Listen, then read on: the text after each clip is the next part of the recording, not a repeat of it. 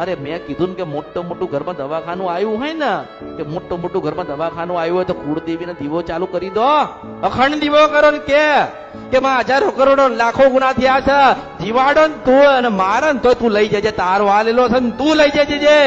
તારે એમ લાગે કે ના મેં આલ્યો છે ને મરવા દઉં ને તો મારા અવતારમાં ખોટ પડે. કે તમે શું કરો છો? દાણા. પેલા ભુવાજીએ દાણા આપ્યા, તે ઘરે મૂક્યા, કીધું છે કે સારું થઈ જાય તો ન્યાય કરાવવા આવજો.